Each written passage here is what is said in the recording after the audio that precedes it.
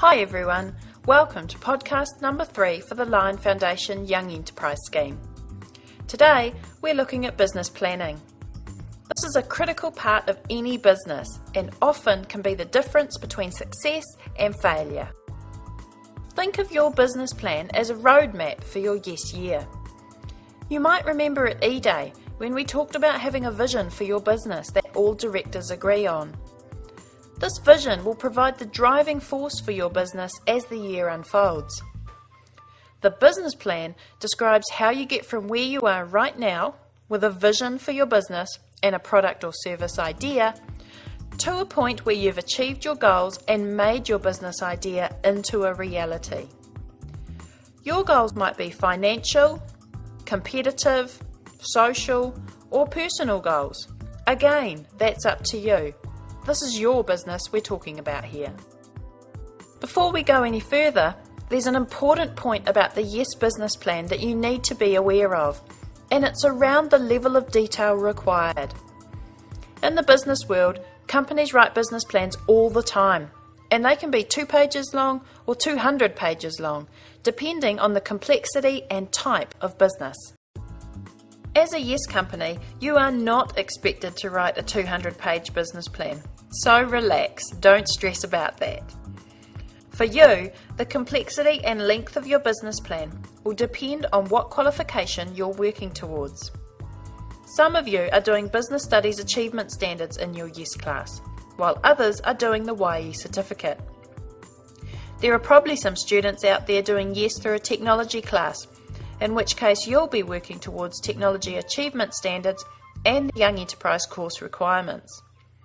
There will also be some students out there doing YES as an extracurricular subject, and you may not be working towards a formal qual at all, just competing in the YES competitions. Talk to your teacher about the level of detail required for your company's business plan.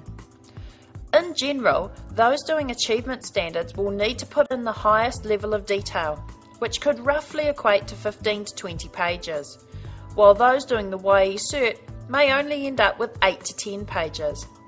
There is no specific page number stipulated, so remember, content is much more important than length. Regardless of which situation you're in, your company will need to write a business plan. Not only is it required for any business starting up, but your company must complete a business plan to be eligible for regional and national awards. So let's get into it. The YE Trust have created 2 great resources for you, the Business Plan Guidelines and the Business Plan Marking Schedule.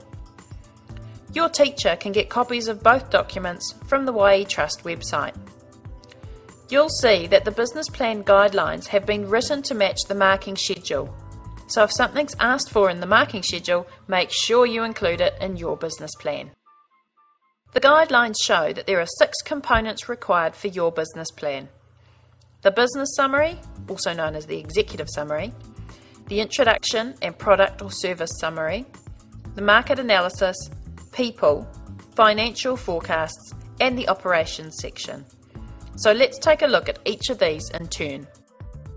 The business summary is the first part of your business plan, but make sure you write it last. It needs to summarise the key parts of your entire business plan. Never longer than a single page, the business summary is a brief intro to your company and your product or service. Because it's written last, I'll tell you about it in more detail at the end. Okay, so now we're into part 2, the introduction. This has 3 important parts. The first is the product or service description. Tell the reader about your product. What is it? How does it work? What is it used for? Then talk about the process. Here you can briefly outline the production process or the process of service delivery. For example, you might say that the product components will be produced by a local manufacturer and then assembled at your school, ready for distribution with packaging designed and produced by your school technology class. You'll get the chance to detail the production more in part 6. Then there's points of difference. What makes your product better than its competitors? Is it cheaper, faster, stronger, or better quality? What makes it unique? and how can it benefit your customers? Now you may be watching this and thinking, but I don't know all that stuff yet. Don't worry, you're about to find out. You'll spend the rest of this term doing production research, market research, and financial equations to figure out a lot of that info. Then you'll need to take the information you've found and make an educated guess about any gaps you may still have. That's normal. It's the nature of business planning. You map out the future based on the info you have at hand.